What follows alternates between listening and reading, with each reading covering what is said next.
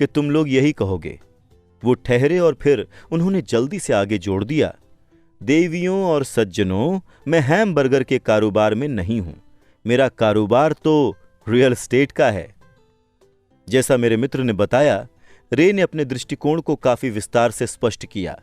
रे जानते थे कि बिजनेस प्लान में कारोबार का बुनियादी केंद्र हैमबर्गर फ्रेंचाइजी बेचने पर था, लेकिन उन्होंने हर फ्रेंचाइजी के स्थान पर से नजर नहीं हटाई। वो जानते थे कि हर फ्रेंचाइजी की सफलता में जमीन और इसका स्थान सबसे महत्वपूर्ण घटक थे। बुनियादी तौर पर जो व्यक्ति रे क्रॉक की कंपनी की फ्रेंचाइजी खरीद रहा था, वो उसके नीचे की जमीन भी खरीद रहा था। आज मैकडॉनल्ड्स संसार में रियल एस्टेट का सबसे बड़ा मालिक है, जिसके पास कैथोलिक चर्च से भी ज्यादा भूमि है। मैकडॉनल्ड्स के पास अमेरिका और पूरे संसार के सबसे मूल्यवान चौराहे तथा नुक्कड़ हैं। मेरा मित्र इसे अपने जीवन के सबसे महत्वपूर्ण सबकों में से एक मानता है। आज वो कार धोने वाले गैराज का मालिक है, लेकिन उसका कारोबार उन गैराजों के नीचे की जमीन है। पहले आपने देखा कि रेखा चित्रों के माध्यम से हमने बताया था कि ज्यादातर लोग खुद को छोड़कर बाकी सभी के लिए मेहनत करते हैं। वो सबसे पहले तो कंपनी के मालिकों के लिए मेहनत करते हैं, फिर टैक्स के जरिए सरकार के लिए मेहनत करते हैं और अंत में बैंक के लिए मेहनत करते हैं, जो उनकी मॉर्गेज का मालिक है। जब मैं छोटा था तो हमारे आसपास मैकडॉनल्ड्स नहीं था, लेकिन मेरे अमीर डैडी ने माइक और मुझे वही सबक सिखाया जो रे क्रॉक ने टेक्सास यूनिवर्सिटी में बताया था। ये अमीरों का तीसरा रहस्य है। ये रहस्य है अपने खुद के काम पर ध्यान केंद्रित करें। पैसों की तंगी का प्रायः सबसे स्पष्ट कारण ये होता है कि लोग जिंदगी भर किसी दूसरे के लिए काम करते रहते हैं। इसीलिए बहुत से लोगों के पास जिंदगी भर काम करने के बाद भी दिखाने के लिए कुछ नहीं बचता। हमारे वर्तमान शिक्षा तंत्र का मूल उद्देश्य अकादमिक योग्यताएं विकसित करके अच्छी नौकरियां दिलाना है। पूरा शिक्षा तंत्र बच्चों को इसी के लिए तैयार करने पर ध्यान केंद्रित करता है। उनका जीवन उनके वेतन या जैसा पहले बताया जा चुका है, उनके आय वाले कॉलम के इर्द गिर्द घूमेगा। कई छात्र इंजीनियर, वैज्ञानिक, रसोइये, पुलिस ऑफिसर, चित्रकार, लेखक आदि बनने के लिए आगे पढ़ाई करेंगे। ये पेशेवर योग्यताएं उन्हें नौकरी पाने और पैसे के लिए काम करने की अतिरिक्त काबिलियत मुहैया कराती हैं। लेकिन आपके पेशे और आपके खुद के काम में एक बड़ा फर्क है। अक्सर मैं लोगों से पूछता हूं, आपका खुद का काम क्या है? और वो कहेंगे, ओह, मैं बैंकर हूं। फिर मैं उनसे पूछता हूं कि क्या वो बैंक के मालिक हैं? आमतौर पर उनका जवाब होता है, नहीं, मैं तो वहां नौकरी करता हूं। इस उदाहरण में उन्होंने अपने पेशे और खुद के काम को एक ही मान लिया था। उनका पेशा तो बैंकर का हो सकता है, लेकिन उनका खुद का काम कुछ भी नहीं है। स्कूल कॉलेज के साथ समस्या यह है कि आप अक्सर वो बन जाते हैं जिसका आप अध्ययन करते हैं। यानी अगर आप कुकिंग का अध्ययन करते हैं तो आप शेफ बन जाते हैं। अगर आप विधि का अध्ययन करते हैं तो आप वकील बन जाते हैं, और ऑटो मैकेनिक्स का अध्ययन आपको मैकेनिक बना देता है। आप जो अध्ययन करते हैं वो बनने में गलती ये होती है कि बहुत सारे लोग अपने खुद के काम पर ध्यान केंद्रित करना भूल जाते हैं। वो अपना जीवन किसी दूसरे के काम की परवाह करने और उसे अमीर बनाने में लगा देते हैं। आर्थिक सुरक्षा पाने के लिए व्यक्ति को अपने खुद के काम पर ध्यान केंद्रित करना चाहिए। आपका काम आपकी आय नहीं, आपकी संपत्ति वाले कॉलम के इर्द गिर्द घूमता है। जैसा पहले बताया जा चुका है कि पहला नियम किसी संपत्ति और दायित्व के फर्क को जानना तथा संपत्तियां खरीदना है। अमीर लोग संपत्ति वाले कॉलम पर ध्यान केंद्रित करते हैं, जबकि बाकी सभी अपने इनकम स्टेटमेंट पर ध्यान केंद्रित करते हैं। इसीलिए हम अक्सर इस तरह की बातें सुनते हैं, मुझे वेतन वृद्धि की जरूरत है, काश मुझे प्रमोशन मिल जाए, मैं थोड़ा और प्रशिक्षण लेने के लिए कॉलेज जा रहा हूं ताकि मुझे ज्यादा अच्छी नौकरी मिल सके, मैं ओवर टाइम करने वाला हूं, शायद मुझे कोई दूसरी नौकरी कर लेनी चाहिए। कुछ मामलों में ये समझदारी भरे विचार हैं, लेकिन आप अब भी अपने खुद के काम पर ध्यान केंद्रित नहीं कर रहे हैं। ये विचार अब भी आय वाले कॉलम पर ध्यान केंद्रित करते हैं और किसी व्यक्ति को आर्थिक दृष्टि से ज्यादा सुरक्षित तभी बनाएंगे जब इस अतिरिक्त पैसे का इस्तेमाल आमदनी देने वाली संपत्तियां खरीदने के लिए किया जाए। बहुसंख्यक गरीब और मध्यम वर्गीय लोग आर्थिक क्षेत्र में रूढ़िवादी होते हैं, जिसका मतलब है मैं जोखिम लेने में समर्थ नहीं हूं। इसका बुनियादी कारण यह है कि उनके पास कोई वित्तीय आधारशिला नहीं है।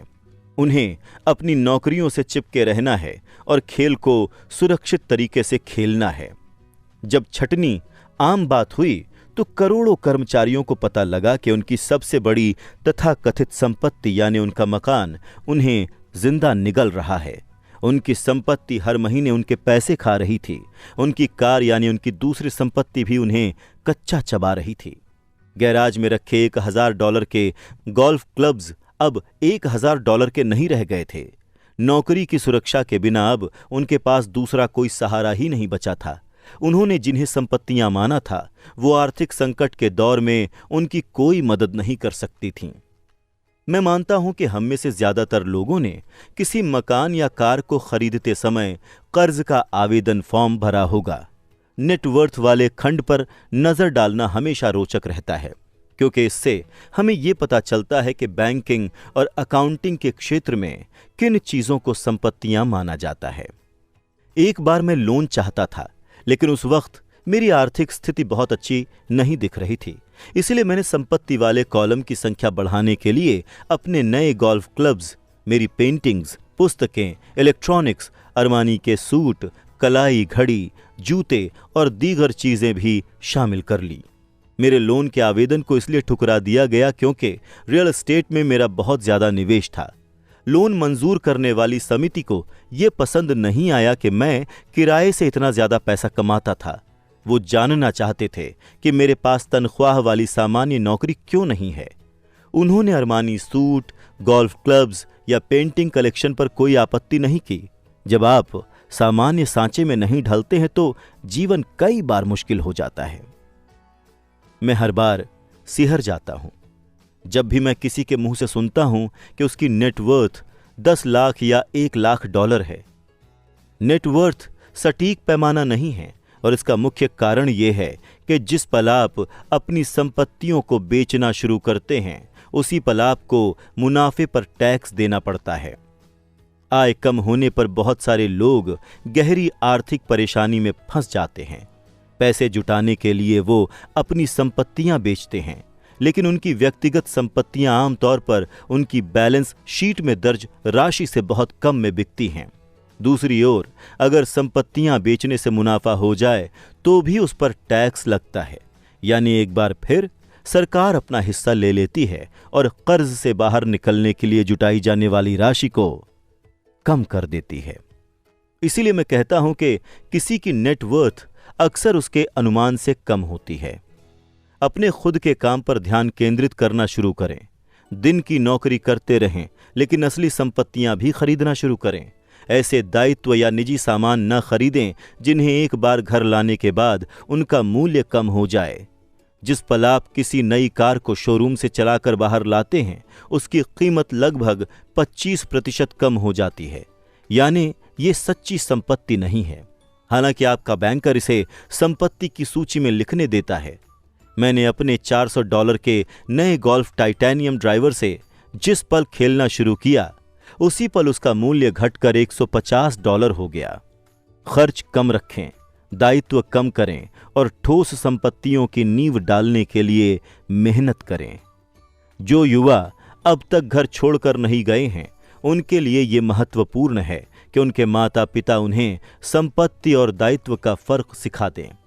वो घर छोड़कर जाएं, शादी करें, मकान खरीदें, बच्चे पैदा करें और जोखिम भरी वित्तीय स्थिति में अटक जाएं, नौकरी से चिपके रहें और हर चीज उधार पर खरीदें। इससे पहले ही उनसे ठोस संपत्ति वाले कॉलम को बनवाना शुरू करें। मैं बहुत सारे युवा दंपतियों को देखता हूं जो विवाह के बाद एक ऐसी जीवन शैली में उलझ कर रह जाते हैं जो उन्हें नौकरी के अधिकतर वर्षों में कर्ज से बाहर नहीं निकलने देगी। जब आखिरी बच्चा बड़ा होकर घर से चला जाता है तब माता पिता को एहसास होता है कि उन्होंने रिटायरमेंट के लिए पर्याप्त तैयारी नहीं की है। अब वो थोड़ा पैसा बचाने का अभियान छेड़ देते हैं, लेकिन तभी उनके खुद के माता पिता बीमार हो जाते हैं और उन पर नई जिम्मेदारियां आ जाती हैं। तो मैं आपको या आपके बच्चों को किस तरह की संपत्तियां इकट्ठा करने की सलाह देता हूं? मेरे संसार में असल संपत्तियां इस श्रेणी में आती हैं।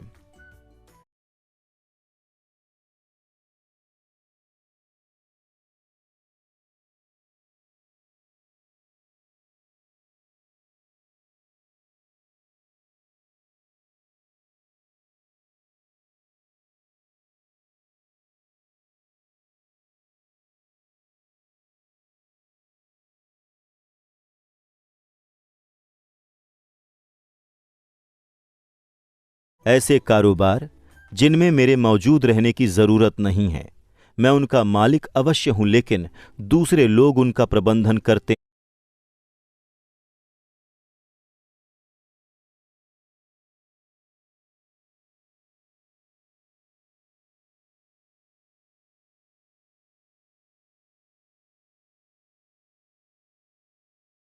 हैं या उन्हें चलाते हैं।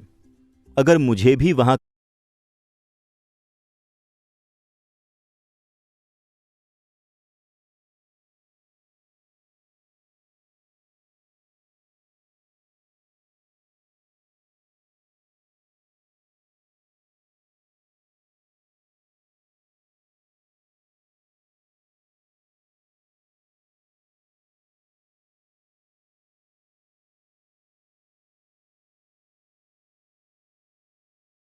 काम करना पड़े तो ये कारोबार नहीं होगा।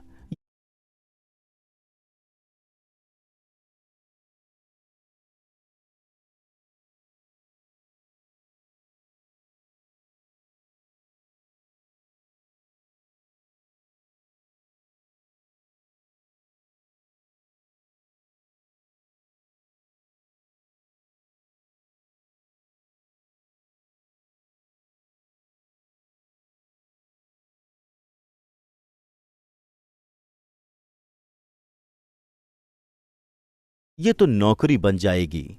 स्टॉक्स, बॉन्ड्स, आमदनी देने वाली रियल एस्टेट, नोट्स, आईओयू, बौद्धिक संपदा यानी संगीत, पटकथा और पेटेंट आदि से मिलने वाली रॉयल्टी, कोई अन्य चीज जिसका मूल्य हो, जो आमदनी देती हो,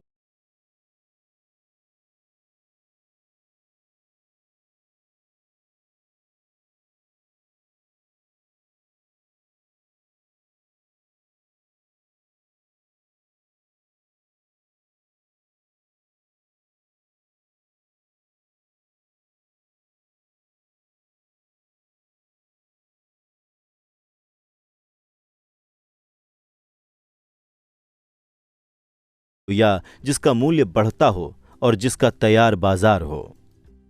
बचपन में मेरे शिक्षित डैडी ने मुझे सुरक्षित नौकरी खोजने के लिए प्रोत्साहित किया, लेकिन मेरे अमीर डैडी ने मुझे उन संपत्तियों को इकट्ठा करने के लिए प्रोत्साहित किया जिनसे मैं प्रेम करता था। अगर तुम इससे प्रेम नहीं करते हो तो तुम उसकी देखभाल नहीं करोगे। मैं रियल एस्टेट इसलिए इकट्ठा करता हूं क्योंकि मुझे इमारतों और जमीन से प्यार है, मुझे उनकी खरीदारी करने से प्यार है और मैं दिन भर उन्हें निहार सकता हूं। जब समस्याएं उत्पन्न होती हैं तो वो उतनी बुरी नहीं होती कि उनकी वजह से रियल एस्टेट के प्रति मेरा प्यार कम हो जाए। हाँ, जो लोग रियल एस्टेट से नफरत करते हैं उन्हें ये नहीं खरीदना चाहिए। मुझे छोटी कंपनियों, खासकर शुरुआती कंपनियों के शेयरों से भी प्रेम है। इसका कारण यह है कि मैं मैनेजर नहीं, उद्यमी हूं। अपने शुरुआती वर्षों में मैंने standard oil of California, US marine Corp और ज़ेरॉक्स कॉर्प जैसे बड़े संगठनों में काम किया था। उन संगठनों में गुजारा समय मजेदार था, जिसकी कई अच्छी यादें मेरे साथ हैं। लेकिन मैं जानता हूं कि दिल की गहराई में मैं कंपनी वाला आदमी नहीं हूं। मुझे कंपनियां शुरू करना पसंद है, उन्हें चलाना नहीं। इसीलिए मैं आमतौर पर छोटी कंपनियों के शेयर खरीदता हूं। कई बार मैं खुद भी कंपनी खड़ी करके उसे सार्वजनिक करता हूं। नए शेयर जारी करने से भारी दौलत मिलती है और मुझे इस खेल से प्रेम है। कई लोग स्मॉल कैप यानी छोटी कंपनियों से डरते हैं और उन्हें खतरनाक कहते हैं, और वो हैं भी। लेकिन अगर आप इस निवेश से प्रेम करते हैं, इसे समझते हैं और खेल के नियम जानते हैं, तो जोखिम कम हो जाता है। छोटी कंपनियों के मामले में मेरी निवेश रणनीति ये रहती है कि 1 साल के भीतर उस शेयर से बाहर आ जाओ। दूसरी तरफ रियल एस्टेट के क्षेत्र में मेरी रणनीति ये है कि छोटी शुरुआत करो और उसे बेचकर ज्यादा बड़ी जायदाद खरीदो, ताकि मुनाफे पर टैक्स तुरंत न चुकाना पड़े। इससे रियल एस्टेट संपत्ति का मूल्य बहुत ज्यादा बढ़ जाता है। मैं रियल एस्टेट को आमतौर पर 7 साल से कम समय तक रखता हूं।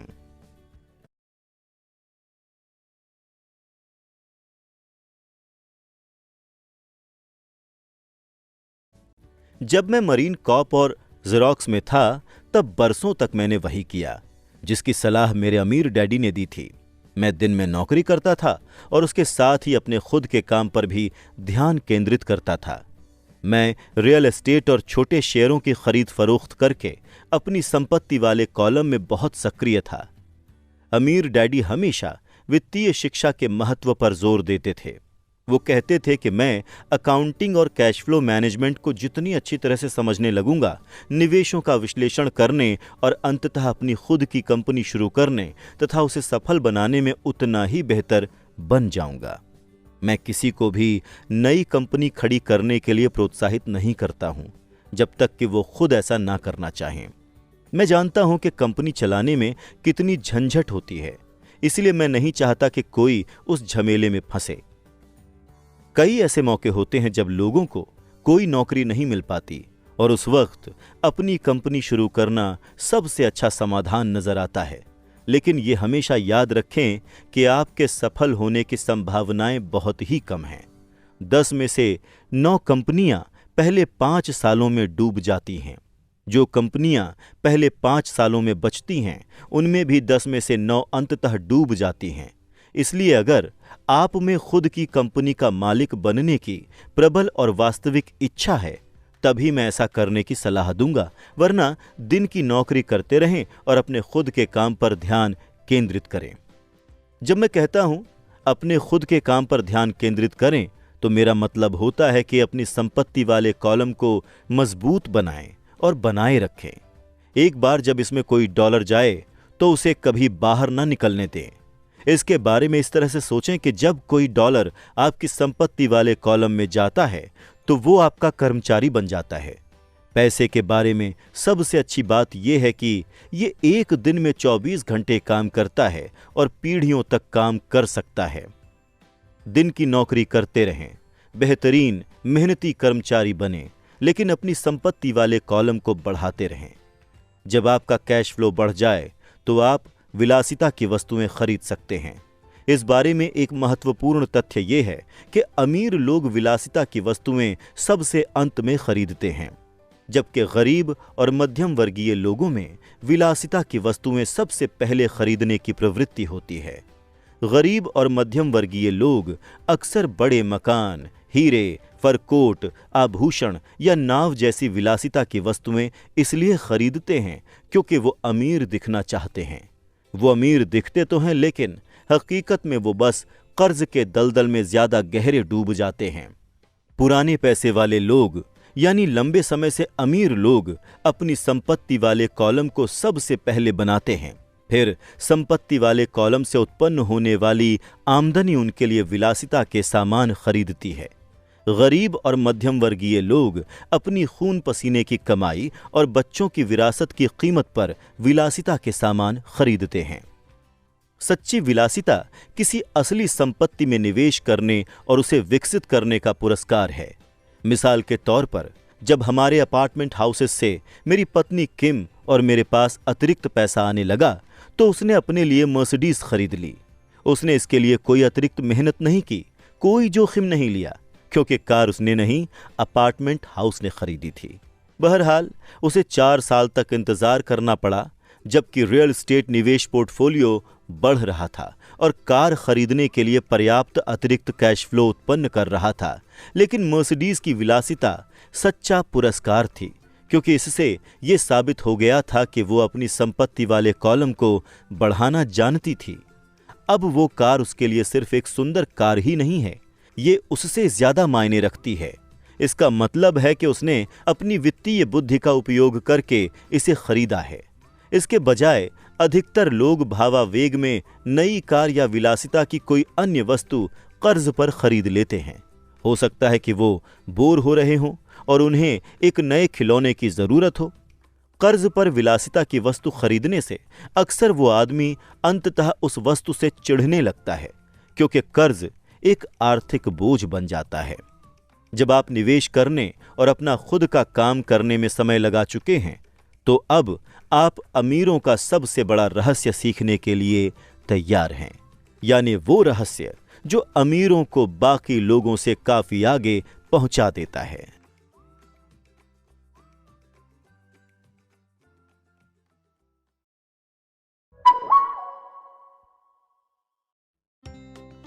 अध्ययन सत्र, अध्याय 3, सबक 3, अपने खुद के काम पर ध्यान केंद्रित करें। सार, रॉबर्ट के एक मित्र ने सन 1974 में ऑस्टिन की टेक्सास यूनिवर्सिटी में मैकडॉनल्ड के संस्थापक रे क्रॉक का व्याख्यान सुना। बाद में रे विद्यार्थियों के साथ उनके प्रिय स्थान पर बियर पीने के लिए जाने के लिए सहमत हो गए। उन्होंने विद्यार्थियों से पूछा कि उनके हिसाब से वो किस व्यवसाय में हैं। पहले तो विद्यार्थी हंसे और फिर उन्होंने जवाब दिया कि जाहिर है वो हैमबर्गर बेचने के व्यवसाय में हैं। लेकिन रे ने उन्हें बताया कि वो हैमबर्गर व्यवसाय में नहीं है, बल्कि रियल एस्टेट व्यवसाय में है। वो जानते थे कि हर फ्रेंचाइजी की जमीन और स्थान उसकी सफलता में सबसे अहम भूमिका निभाते हैं। आज मैकडॉनल्ड संसार में रियल एस्टेट का सबसे बड़ा अकेला स्वामी है, जिसके पास पूरे संसार के सबसे मूल्यवान चौराहों और सड़क के नुक्कड़ों का स्वामित्व है। रॉबर्ट के मित्र ने उस सबक को दिल में उतार लिया और आज वो कई कार सर्विसिंग सेंटर्स का मालिक है, लेकिन उसका व्यवसाय उन कार सर्विसिंग सेंटर्स के नीचे की रियल एस्टेट है। बहुत सारे लोग दूसरों की खातिर काम करते हैं, उनके नियोक्ता, सरकार और बैंक। रे क्रॉक और अमीर डैडी अमीरों का रहस्य क्रमांक 3 जानते थे। अपने खुद के काम पर ध्यान केंद्रित करें। अपना पूरा जीवन किसी दूसरे की खातिर काम करके बर्बाद ना करें। आपके पेशे और आपके व्यवसाय में बड़ा फर्क होता है। अक्सर रॉबर्ट लोगों से पूछते हैं, आपका व्यवसाय क्या है? और वो जवाब देते हैं, ओह, मैं बैंकर हूं। फिर वो उनसे पूछते हैं कि क्या वो बैंक के मालिक हैं? और वो आमतौर पर प्रतिक्रिया करते हैं, नहीं नहीं, मैं वहां काम करता हूं। इस प्रकरण में उन्होंने पेशे को गलती से अपना व्यवसाय समझ लिया है। उनका पेशा बैंकर का हो सकता है, लेकिन उन्हें अब भी उनके खुद के व्यवसाय की जरूरत है। बहुत सारे लोग किसी दूसरे के व्यवसाय पर ध्यान केंद्रित करने और उन्हें अमीर बनाने में अपना पूरा जीवन बिता देते हैं। अपने व्यवसाय पर ध्यान केंद्रित करने का मतलब कोई कंपनी शुरू करना नहीं है। हालांकि कुछ लोगों के लिए यह हो भी सकता है। इसके बजाय आपका व्यवसाय आपकी आय वाले नहीं, संपत्ति वाले कॉलम के इर्द गिर्द घूमता है। प्रमोशन या बेहतर नौकरी से आपको ज्यादा वित्तीय दृष्टि से सुरक्षित बनने में तभी मदद मिलेगी जब अतिरिक्त पैसे का इस्तेमाल आय उत्पन्न करने वाली संपत्तियों को खरीदने के लिए किया जाए। ज्यादातर गरीब और मध्यम वर्गीय लोग वित्तीय दृष्टि से रूढ़िवादी होते हैं। इसका मुख्य कारण यह है कि उनके पास कोई वित्तीय बुनियाद नहीं होती। उन्हें अपनी नौकरियों से चिपके रहना होता है और खेल को सुरक्षित तरीके से खेलना होता है। वो जोखिम लेना वहन नहीं कर सकते, और जब मुश्किल समय आता है तो लोगों ने जिन चीजों को संपत्तियां माना था, वो किसी वित्तीय संकट से बचने में उनकी मदद नहीं करती हैं। उस कार का मूल्य बहुत ज्यादा घट जाता है। गोल्फ क्लब्स, उनका भी यही हाल होता है। बैंक किसी व्यक्ति को फाइनेंशियल स्टेटमेंट में जिन चीजों को संपत्तियों की सूची में रखने की अनुमति देता है वो अक्सर सच्ची संपत्तियां नहीं होती हैं। रॉबर्ट को एक बार लोन देने से मना कर दिया गया था क्योंकि बैंक को यह पसंद नहीं आया था कि वो किराए से इतना ज्यादा पैसा कमा रहे थे। बैंक को यह चिंता भी थी कि उनके पास सामान्य नौकरी नहीं थी। लेकिन जब रॉबर्ट ने सूट, आर्ट कलेक्शन और अन्य व्यक्तिगत चीजों को संपत्तियों की सूची में शामिल किया तो बैंक वालों को कोई दिक्कत नहीं हुई। नेटवर्थ वो पैमाना नहीं है जो लोग सोचते हैं कि ये है। लोग जिन ज्यादातर तथाकथित संपत्तियों के आधार पर अपनी नेटवर्थ तय करते हैं वो उतनी मूल्यवान नहीं होती जितना कि वो सोचते हैं, या अगर उनका मूल्य बढ़ गया है तो होने वाले मुनाफे पर टैक्स लग जाएगा। इसलिए रॉबर्ट लोगों से कहते हैं कि वो अपने खुद के व्यवसाय पर ध्यान केंद्रित करें, दिन की नौकरी करते रहें लेकिन असली संपत्तियां खरीदना शुरू करें। दायित्व या व्यक्तिगत चीजें नहीं जिनका घर लाने के बाद कोई सच्चा मूल्य नहीं रह जाता है। व्यय को कम रखें, दायित्व कम करें और मेहनत से ठोस संपत्तियों की नींव बनाएं। अभिभावकों को अपनी संतानों के घर छोड़ने से पहले उन्हें यह सिखाने की जरूरत है ताकि वो समझ सकें कि सच्ची संपत्ति क्या है। इसके फलस्वरूप वो खुद को कर्ज की जीवन शैली में नहीं फंसने देंगे। रॉबर्ट कहते हैं कि असली संपत्तियां इन श्रेणियों में आती हैं। पहली, ऐसे कारोबार जिनमें मुझे मौजूद रहने की जरूरत नहीं है, मैं उनका मालिक अवश्य हूं लेकिन दूसरे लोग उनका प्रबंधन करते हैं या उन्हें चलाते हैं। अगर मुझे भी वहां पर काम करना पड़े तो यह कारोबार नहीं होगा, ये तो नौकरी बन जाएगी। दूसरा, शेयर। तीसरा, बॉन्ड। चौथा, आमदनी देने वाली रियल एस्टेट। पांचवां, नोट्स, IOU। छठा, बौद्धिक संपदा यानी कि संगीत, पटकथा और पेटेंट आदि से मिलने वाली रॉयल्टी। और सातवां, कोई अन्य चीज जिसका मूल्य हो, जो आमदनी देती हो या जिसका मूल्य बढ़ता हो और जिसका तैयार बाजार हो। उन संपत्तियों को हासिल करें जिनसे आप प्रेम करते हों। रॉबर्ट को रियल एस्टेट से प्रेम है, इसलिए वो अपना ज्यादातर समय उसके बारे में सोचने और उसकी शॉपिंग करने में बिताते हैं। अगर आप रियल एस्टेट को पसंद नहीं करते हैं तो इसमें निवेश ना करें। रॉबर्ट छोटी नई कंपनियों के शेयरों से भी प्रेम करते हैं क्योंकि वो खुद एक उद्यमी हैं। कुछ लोग इतनी कम पूंजी वाली कंपनियों के जोखिम से घबराते हैं, लेकिन रॉबर्ट उन्हें दौलत बनाने की जगह के रूप में देखते हैं। उनकी रणनीति 1 वर्ष में निवेश बाहर निकालने की होती है। दूसरी तरफ उनकी रियल एस्टेट की रणनीति यह है कि वो छोटी शुरुआत करें और मुनाफे पर लगने वाले टैक्स में विलंब करते हुए उन्हें बेचकर ज्यादा बड़ी जायदाद खरीदें तथा रियल एस्टेट को 7 साल से कम रखें। मरीन और जेरोक्स के लिए काम करते समय भी रॉबर्ट ने अपने व्यवसाय पर ध्यान केंद्रित रखा। वो दिन की नौकरी करते रहे लेकिन वो अपनी संपत्ति वाले कॉलम में सक्रिय रहे तथा रियल एस्टेट और छोटे शेयरों में कारोबार करते रहे। उन्होंने